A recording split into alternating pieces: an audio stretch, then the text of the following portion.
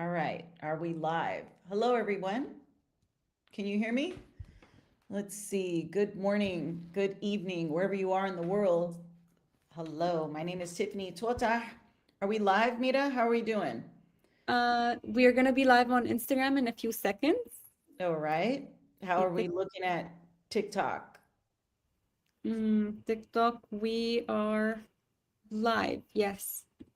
Amazing. We made it. It was a rough morning. Good morning, Mary 3. Good morning. All right, everybody. So, for those that are new, my name is Tiffany Tota. Good morning, Crystal.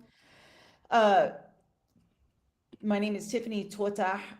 I'm a marriage and family therapist.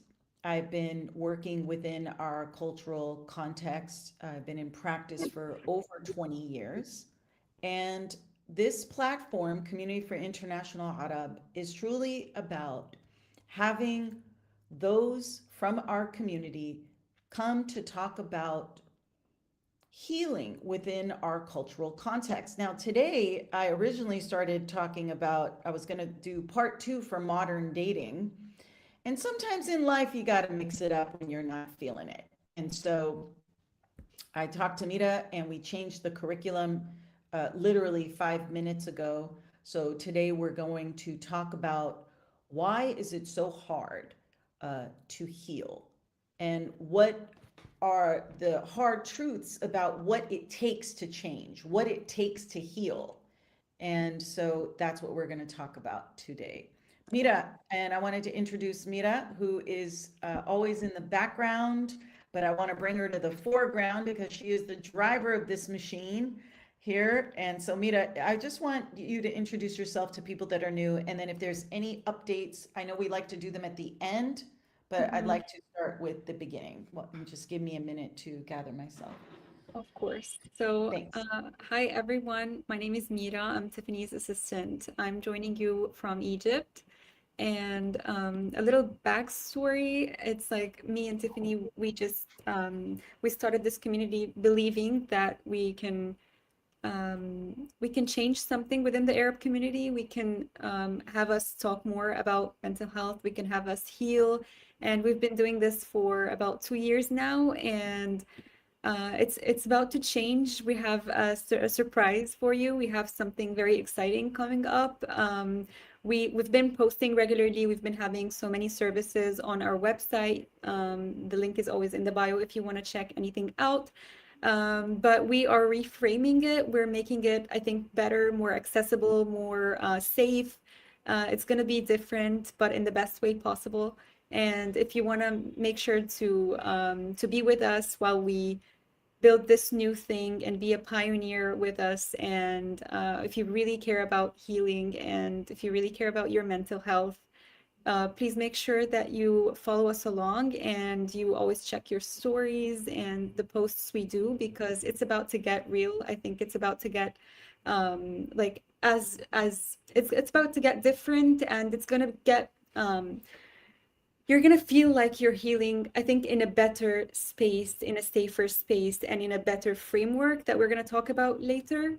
But yeah, as Tiffany mentioned, today we're about to talk about something that we both always think about, and I think it's you already may also know about this, is that it's so hard for our community to heal and to make like to not just listen to a 30-second video or a 1 minute video and be like, oh, that's all I needed, and then you go by your day and you forget about it. Why is it hard for us to realize that it's more work than that? So yeah, if you have any questions, put them in the comments. I'm here to let Tiffany see them. And yeah, I think we're ready to get started. Thank you, Mira, so much for that. Yes.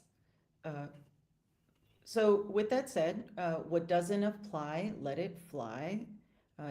I say something that doesn't resonate with you or your family's experience, that's okay. However, trying to put in the comments things that are not helpful or engaging in dialogue, I'm going to encourage you to not do that because you will be blocked and deleted. So let's see now. So Miral started with, well, it's hard when you're in the same toxic environment that caused the trauma. Yes, Habibti, absolutely. Yes, yes, and yes. And yet, we're going to talk about how many of you are trying to heal in the same environment, not only that caused the trauma, however, in an unhealthy environment is extremely difficult. That is why within our collective culture, healing has that added layer. And then you add everything else that happens in our home countries.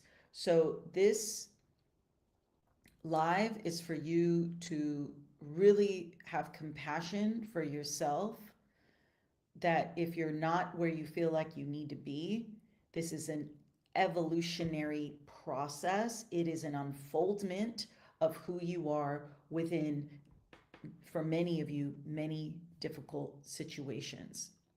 So, for those of you that, what, I'm going to go to, there's some background feedback. She says, well, it's hard when you're in the same, let's see. Mira, there's like some feedback. Is it? Um, it's Miral, the one that I shared with you when you're in the same toxic environment that caused the trauma. No, I hear noise feedback. Okay, Oh, well, that's all right. We should be all right. All right, let's talk about it. So, for those of you that have started your healing journey, maybe you started out with setting a small boundary. Perhaps you started speaking up more or sharing about your feelings of the harm that was done to you. Maybe you started prioritizing your own emotional health and wellness by perhaps going to the gym or seeing a therapist or doing things that you enjoy, painting class or singing, anything.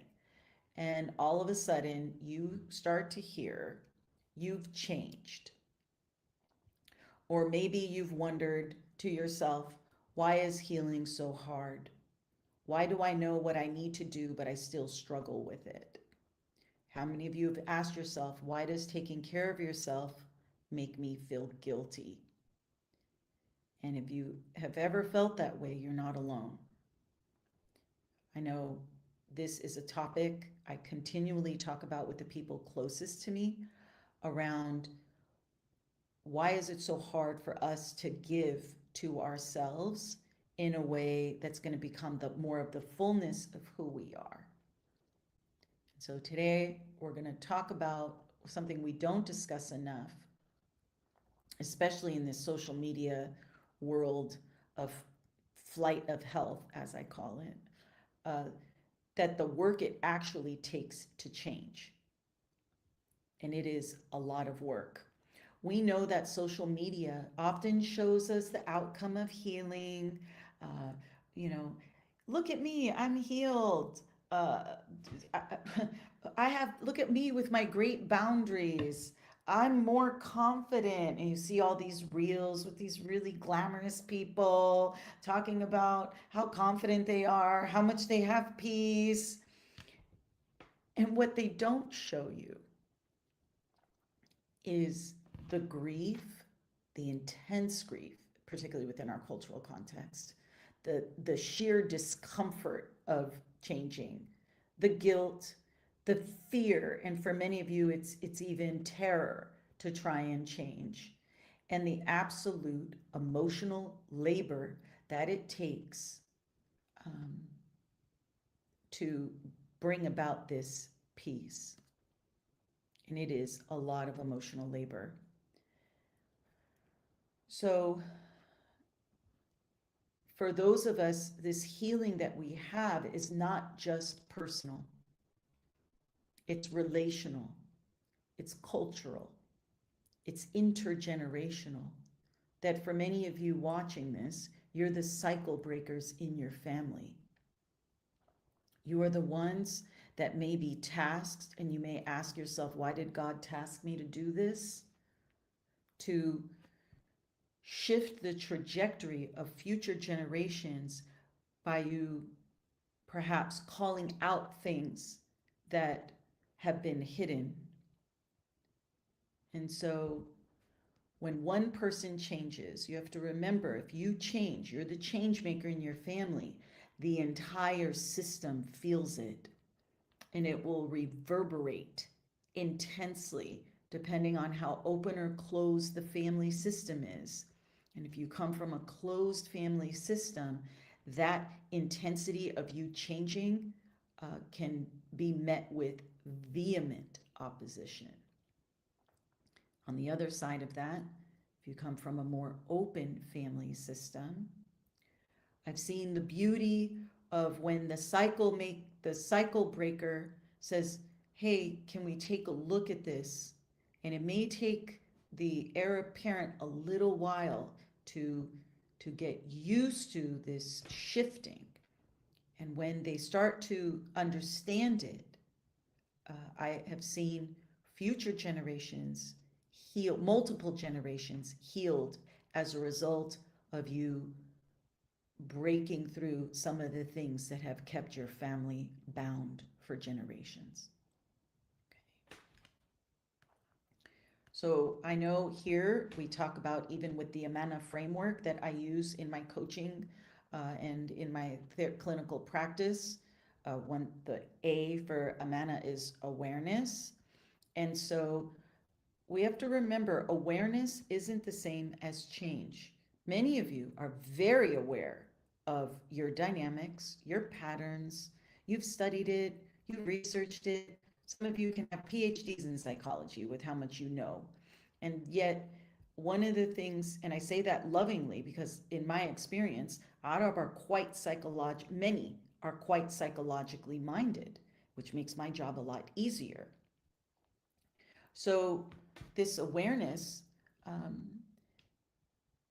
you think, oh, just because I have awareness, I'm naturally going to change, when the awareness is just the first part.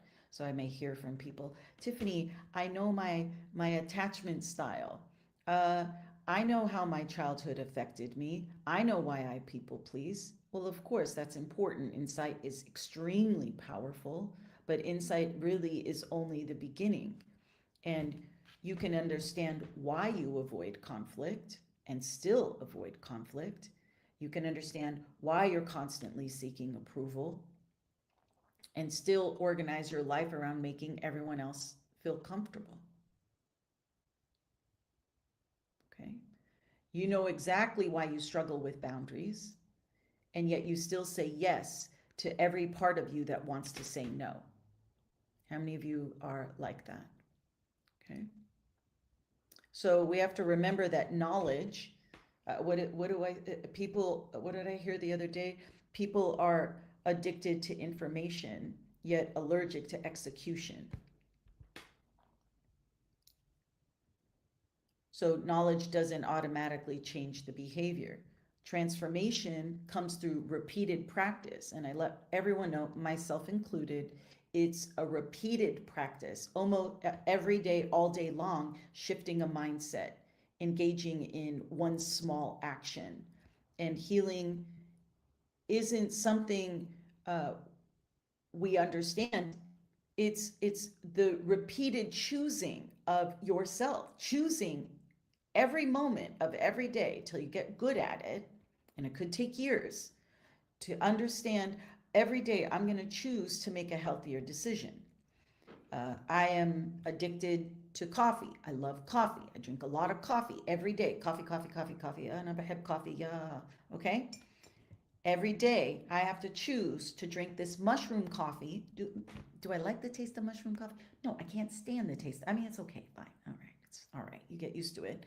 But the example is every day, in a small example, I know coffee has an impact on my body. And so why do I keep drinking it if I know it has an impact on my body? Every day, I have to make a conscious decision, even though my body wants the coffee. Every minute, the smell of it, I want the coffee. I choose every day to drink the mushroom coffee. I feel better. I know I feel better. And yet the healing, and what I'm trying to show you in this simple example of the coffee, is that healing is repeatedly choosing to make the decision that's going to help heal you, not what your brain wants you to do, because your brain is going to want to keep you stuck in I know people talk a lot about mindset, but the nervous systems want to keep you attached to what feels familiar. So let me ask a question. Where in your life do you have awareness, but you haven't yet practiced something different? Okay. When in your life do you have awareness, but you haven't yet practiced something different? I know this could be hard for people because you have to take accountability for your life. And it's easy to blame the Arab parent, it's easy to blame the Arab family. And yet, every day you can make a shift or a choice. So, where do you have awareness? So, I gave the example of I have awareness around my coffee drinking habits. Anyone have an example?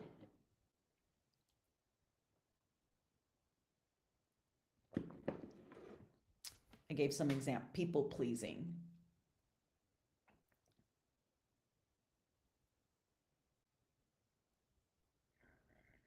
Mira, anything? Should I just keep going? I think we can give them a little bit more time to reply. You keep going, and if when the answers come in, I'm gonna post them here. Yeah, sounds good. So if you can begin by thinking about where in my life do I have awareness, yet I'm still engaging in the same behavior, that's going to be a really good indicator of the actions you may need to take. As I mentioned before, your brain loves familiar more than healthy. So, one reason change can feel so difficult is because our nervous system wasn't designed to make us happy. I'll tell you that. Our brains constantly ask, is this familiar? So you may be drawn to the sweetie. The why do I keep getting involved with the same person? The same uh, because that feels familiar. Now, if you have awareness that you keep drawing into your life the same type of person that may not be healthy for you, the question for you now is this healthy? I keep getting drawn to this. I'm aware of it. Yet, what do I need to do within myself to say no? To, even though he or she is giving you attention, they're saying all the things you want to hear, yet inside you know this pattern. And so your brain is going to say, this is familiar. You can change this. You can make it okay. Maybe this one time it's going to be different. And more often than not, you're faced with going down the same situation, and it's going to require you to be really honest with yourself to say, I just need to say no. Is this healthy for me? This is feeling familiar. Maybe I need to run for the hills and give myself permission to do that. Because many times, if you were raised in an environment where criticism was normalized, anybody that shows you kindness or any kindness coming to you may feel uncomfortable. That's why many folks that that I've worked with, that when they have a kind, loving partner, he's boring, she's boring. Well, take a look at that. They match all your values. They make you feel emotionally safe. Yet your nervous system is drawn to the familiar, which is criticism, chaos. So their kindness and their peace may make you feel uncomfortable, and their peace can feel boring. So be really careful with that. You may have awareness, yet are you doing the deeper thinking and questioning of why you may be feeling this way? What may be underneath it? If you came from a family system where love always has conditions, as much as Arab families talk about this unconditional love, I could tell you in 20 plus years of practice, they love you, yes. And if you break outside of those norms or outside of what's comfortable for them, that love certainly comes with conditions. And so Healthy love, someone that uh, loves you and gives to you, that can feel suspicious. What do they want from me? They're just, which in some cases they can, let me put that out there. So, and that could be even in friendships. You have a kind, loving friendship. Let me finish up with a couple more points.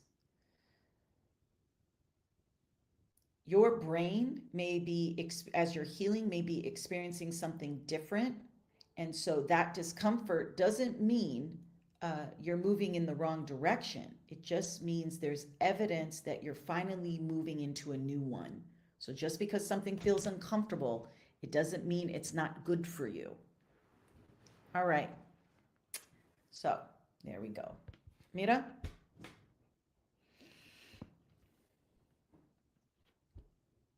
Oh, I can't hear you. You're on mute.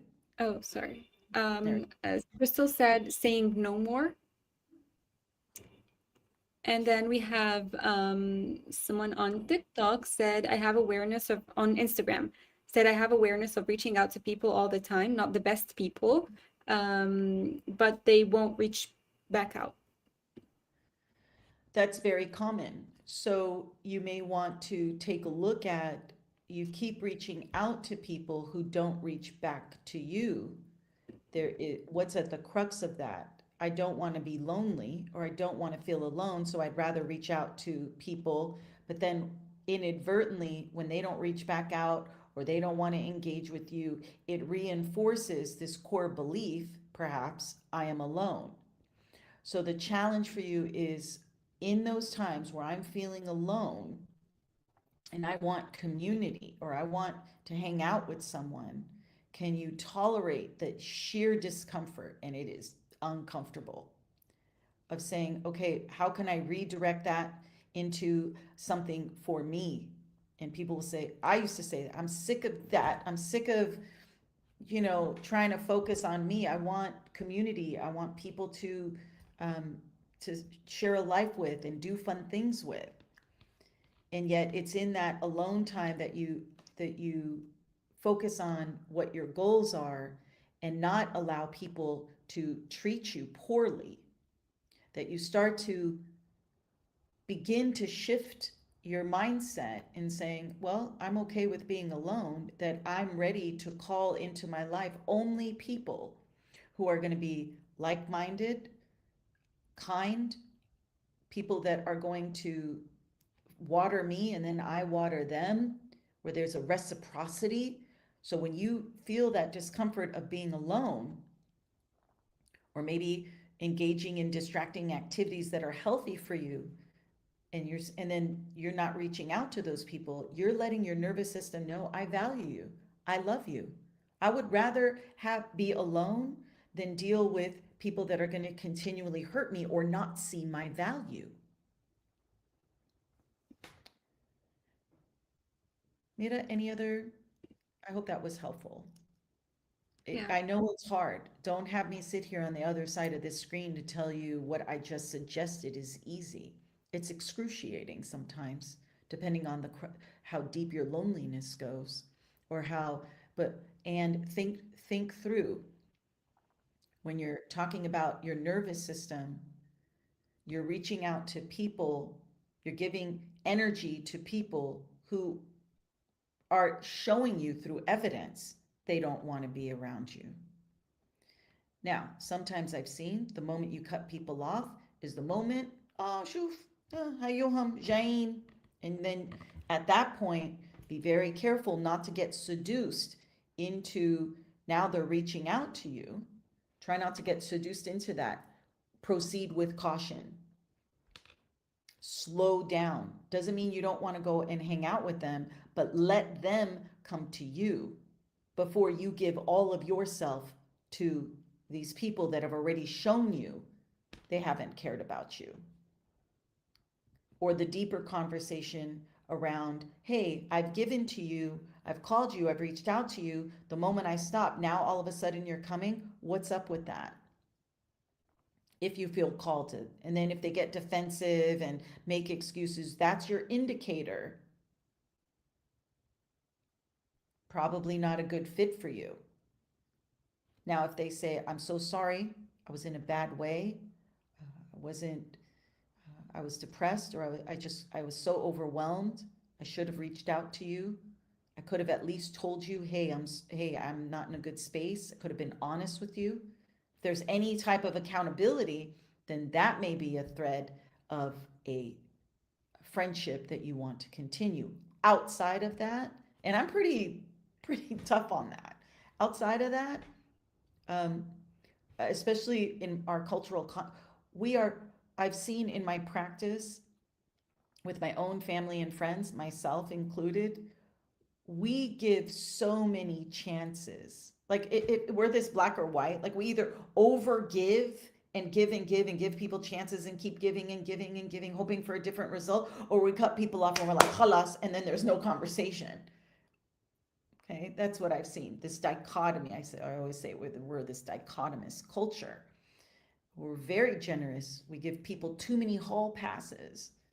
And I said, no more hall passes. You get 3, only you can decide that. So thank you for your question. It's very common.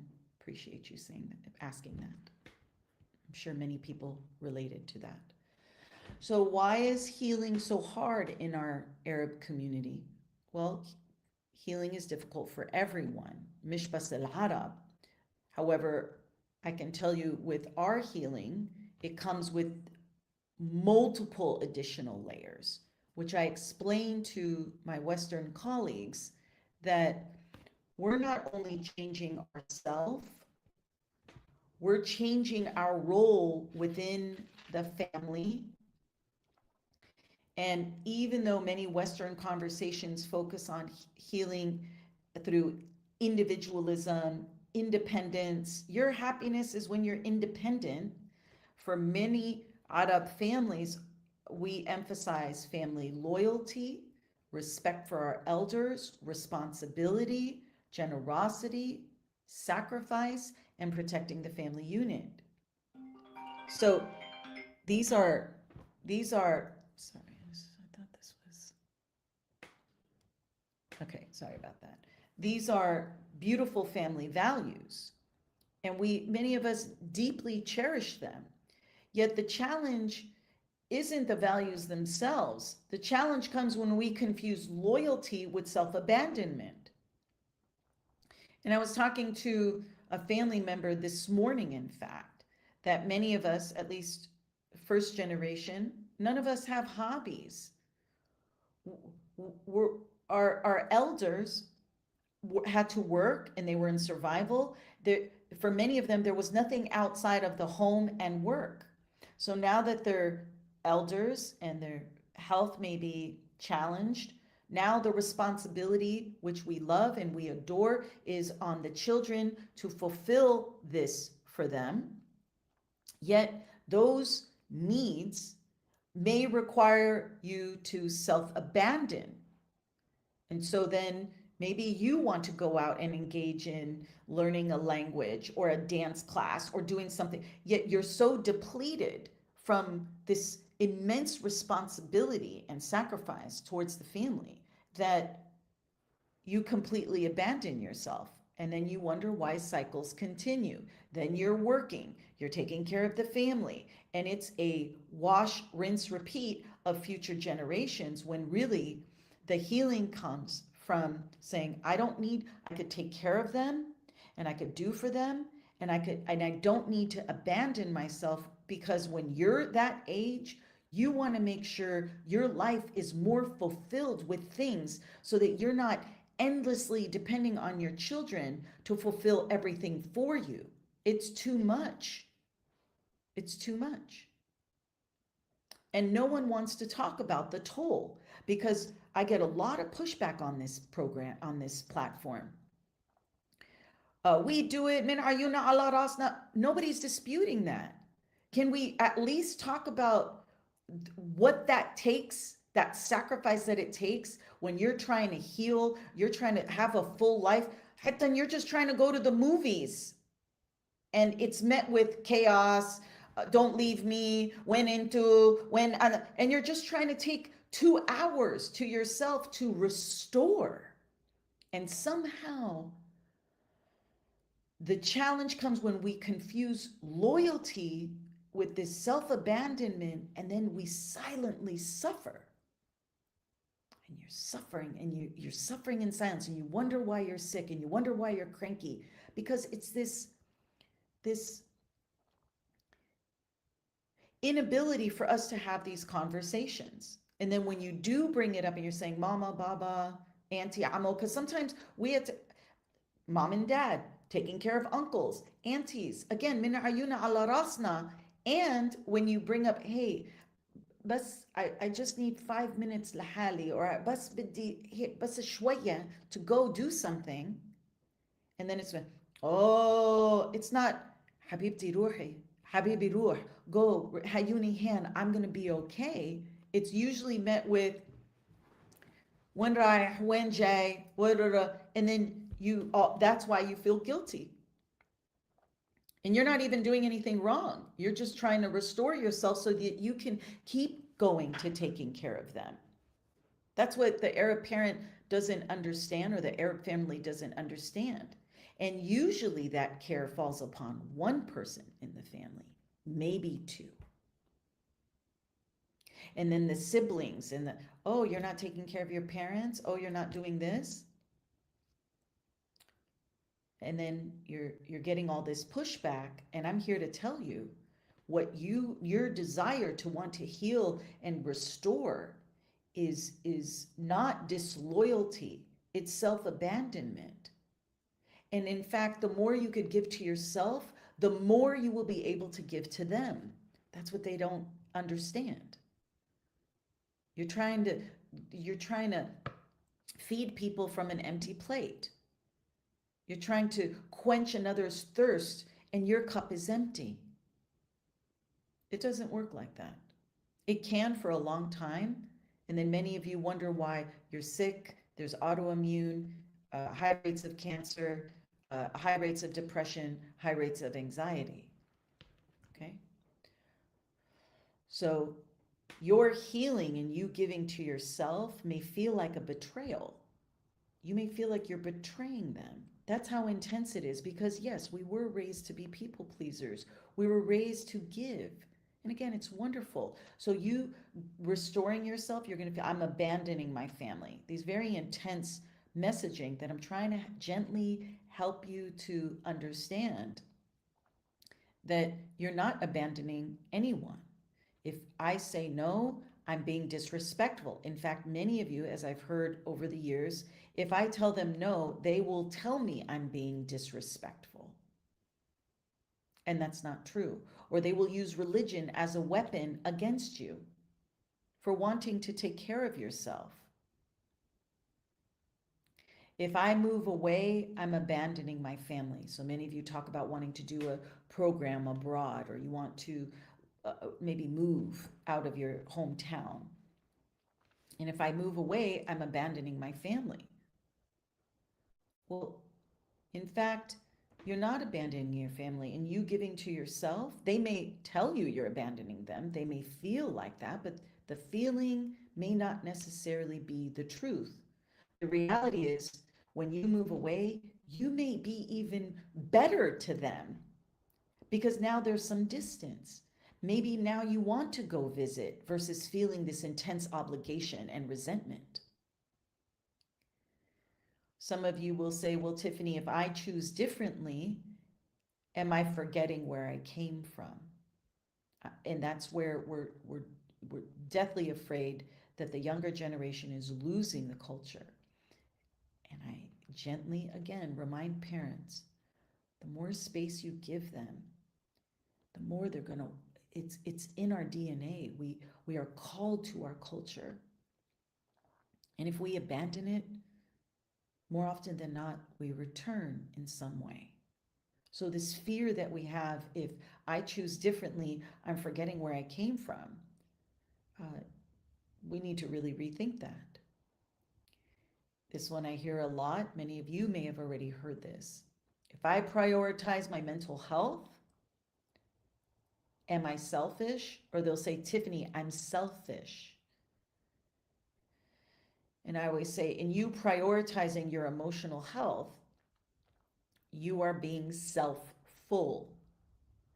Meaning the more, and I've said this too many times this live, the more you can give to yourself, the more you will be able to give to others.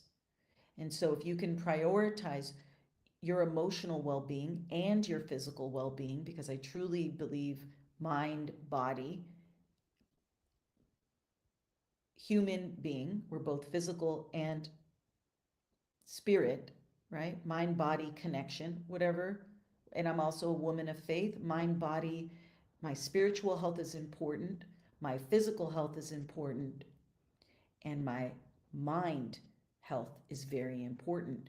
And so when you're looking at these three things, this is why healing takes so much work, because you're looking at the wholeness of who you are holistically.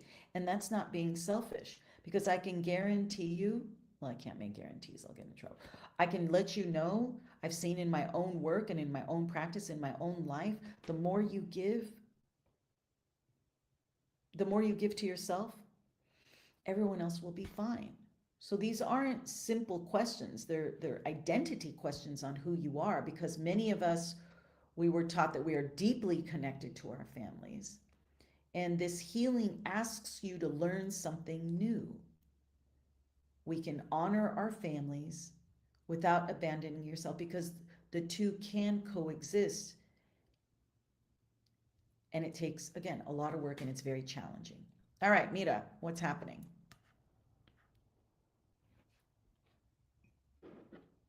You're on mute again. Sorry. First, Nancy on TikTok, she was relating to everything you were saying. So I think I just want to let her know that we see her. She kept saying that you're 100% right, and she's going through this when you were talking about how whenever you want to go do something outside, your parents can be like, no, you got to stay with me. Um, and then we have a question. It's a typical question from Nolf on TikTok. He said, how can I stay strong, sticking to my decision regarding my career? I left medicine as an Arab. Oh, you left medicine as an Arab? La la la la la. شو سويت انت? All right, no. But what was, I could see the distress, right? You're leaving medicine as an Arab man. I couldn't, what was it, an Arab woman or man? Does A it, do man. you know? Yeah. Okay. All right. Now, and then what was the question again? See, I He, already got inflamed. Do you see that? What? He left medicine. شو صار؟ ليش سوى هيك? Right? I'm just kidding. he said, how can I stay strong, sticking to my decision? Yeah.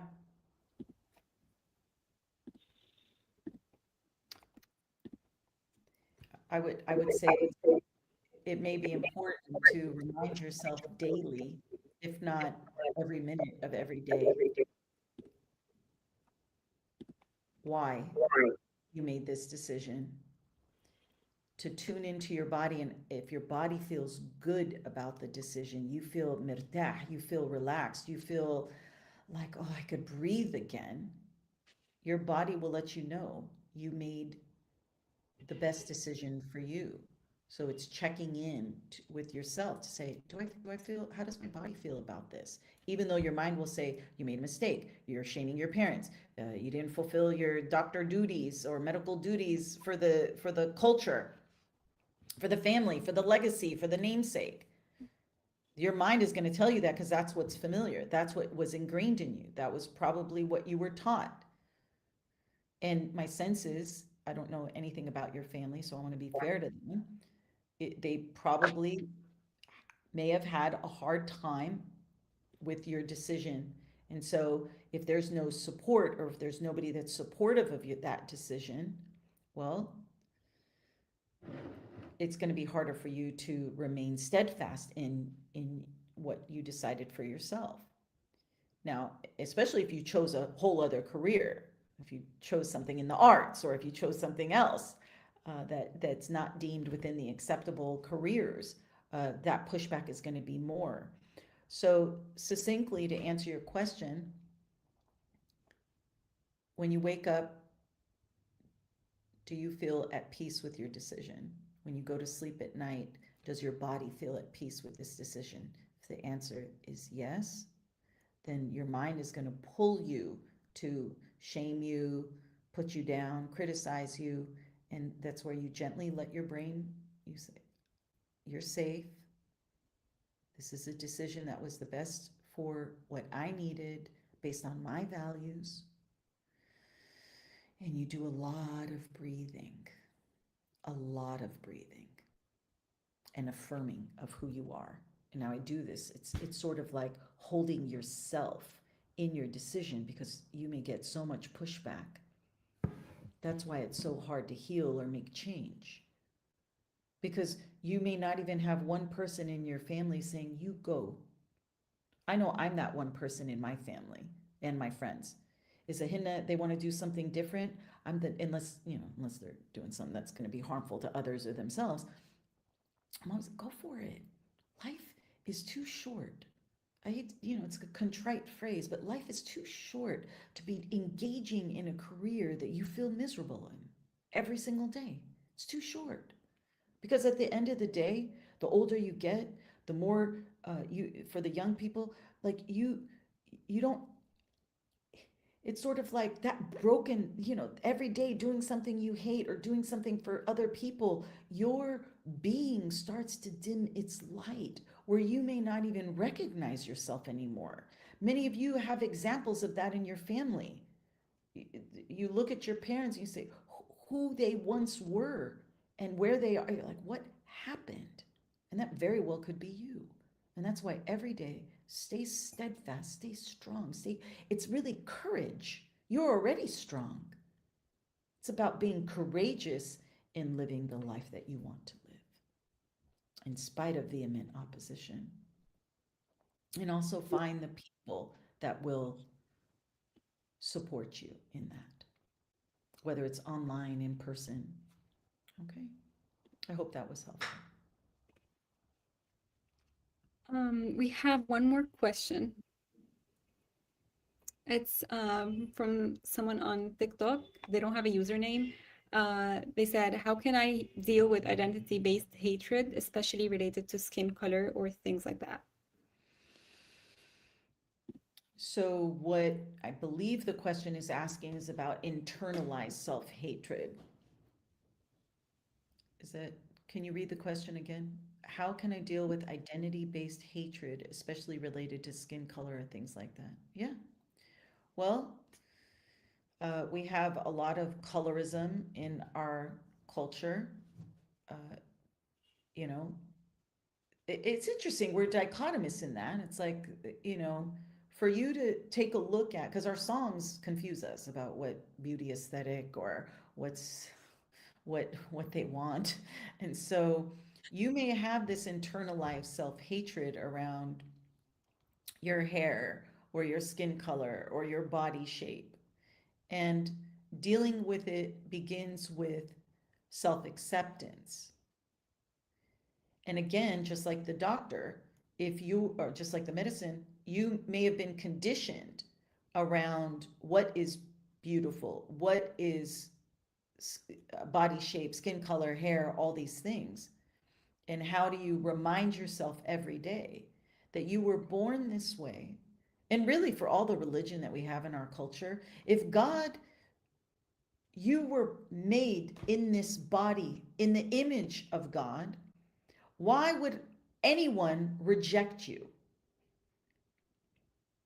Now, I'm not here to debate religious text or any of that, but if with all our religion, if God made you this way with your skin color, your hair, your body type, your eye color, whatever it is, and you are in the image of God, why would we as a culture put somebody down for their skin color, put somebody down for their body shape, put somebody down for their eye? I mean, it's endless. Why would we do that? Are we not acting against our faith when we put other people down? So part of this internalized self-hatred, I could tell you, growing up, I loved being Palestinian. I hated being Bint Arabi. I hated it, Bint Arabiya. I hated it. I hated being Arab. It took me a long time to say, how can I embrace the beauty? Because it wasn't the culture that was something I was hating. It was the way society brought out the culture by the shaming, the judgment, the putting down. So, Habibi, Habibti, I don't know what people are telling you, but that is a lie. That is a lie.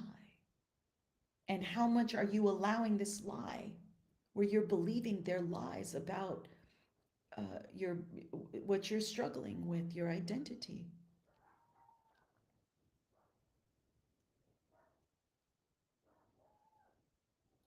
And this is where being alone, connecting with yourself, connecting with nature, connecting with the God of your heart. Say, would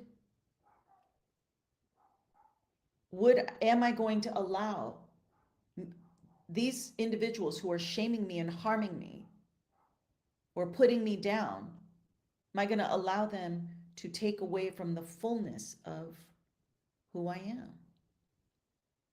And I hope the answer for you is no. But that takes daily, as I said, every minute of every day for you to look in the mirror. And some of you cannot even look in the mirror. That's how your self-hatred goes so deep you can't. And I'm going to encourage you to look in the mirror. Or find a picture when you were a little boy or a little girl, when you were in your innocence, that you can look at that little picture and say, would I ever harm this person with the words I tell myself?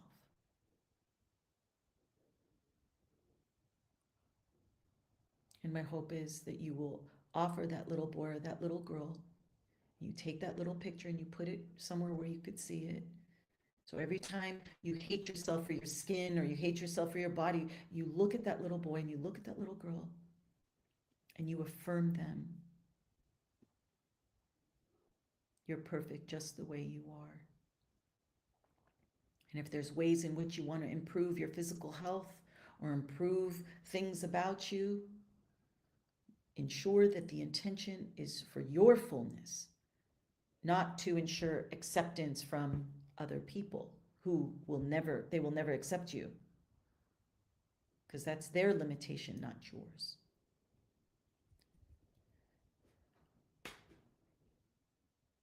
Okay.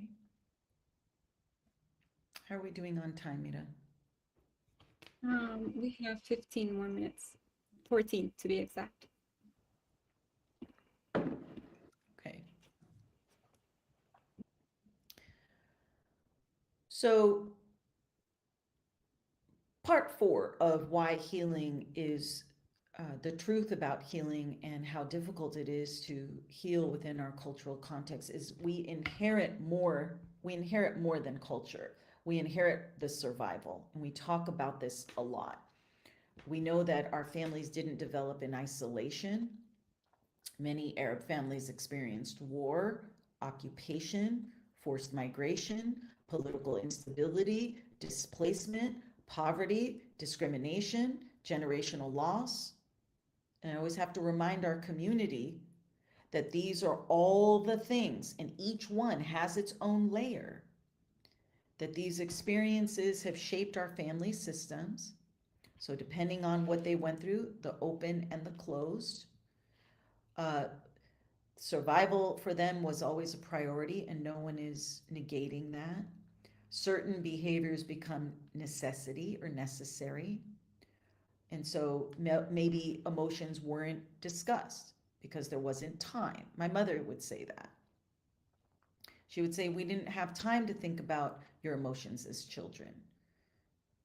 And I can understand that as an adult. However, as a child, that could be very difficult to understand when you're crying and you want the hug of your parent and they're not there to give that to you. Your nervous system now learns that I am not safe. I have to be hyper independent and depend on myself. And that's where any vulnerability for you as an adult may feel dangerous because you couldn't trust it growing up. And so some of you, your obedience, you doing everything, as long as you were obedient, you were safe in your family. So this is where the people pleasing, I get affirmation. The more I'm good, that means safety for me. But as an adult, that may open you up to abusive work relationships, abusive romantic relationships, abusive friendships. Now, sometimes our parents would say, look how much we've sacrificed for you. Look at everything we've done for you. No one is negating that. But we also know that that was a part of their survival. And do we have to carry this burden of what they sacrificed our whole lives to the detriment of ourselves and to self-abandon ourselves when now many of them are no longer in survival mode? So now we have to continue to abandon ourselves as a result of that survival. Can't we acknowledge how much they sacrificed and still give just a tiny bit to ourselves? We know that silence in many Arab families is protected by the family.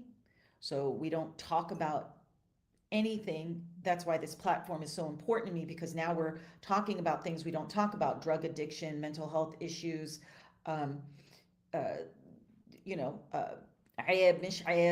sex. We're just putting it all out there because someone is eating disorders, someone is suffering in silence, and the family is protecting that. And so we know that if a family member is doing something or engaging in a behavior that may be seen as problematic then let me articulate my point.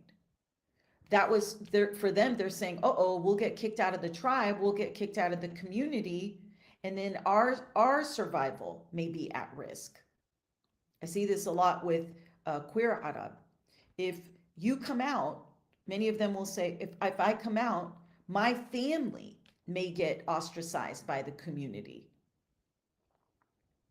And so you wonder in your healing journey and you loving who you want to love and you being who you want to be with, that it very well may be your family, you're doing that may impact your family's belonging in their own community.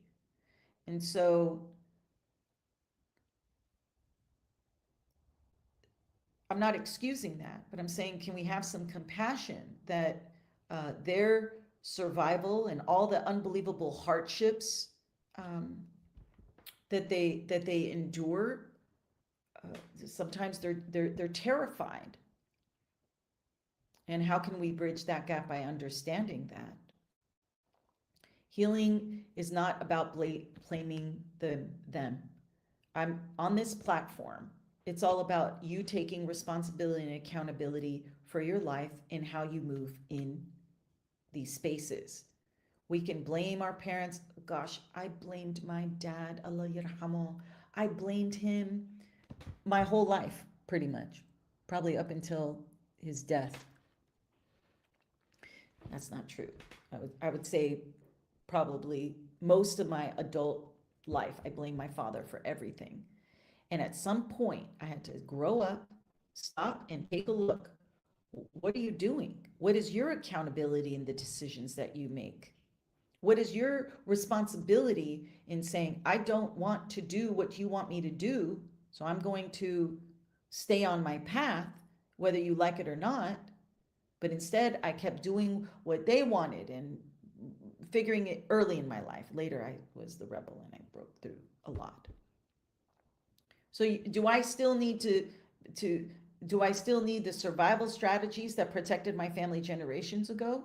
Or can I give myself permission to say,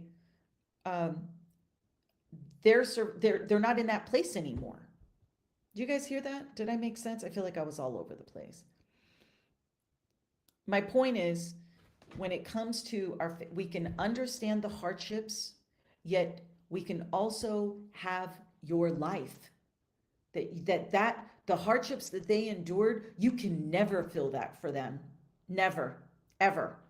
It's too much. It's too deep. But so many of you are doing all this for them, keep, and yet they're never satisfied. They're not in their joy. In fact, any joy you have, they may want to take that from you. And then you're left with what? You're depleted, you're exhausted, you're overwhelmed. You're in your own survival. Then your relationships get limited. And the list goes on and on. So this is why you may resist healing, is because not everyone is going to celebrate it. Sometimes the healthier you become, the more uncomfortable others become. And it doesn't mean you're wrong. It just means you're on your right path. If you were always the peacemaker and people expect you to keep the peace and you decide one day, I'm not going to be, you guys, dabro halkom, here, deal with it yourself. And you're the one that always carried the family's emotions and they expect you to continue and be this family punching bag and you've always said yes.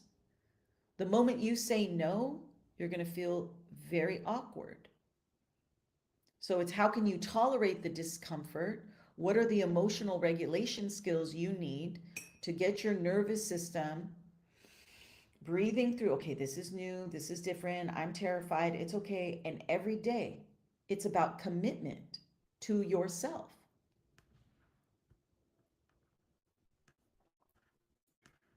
How are we doing on time?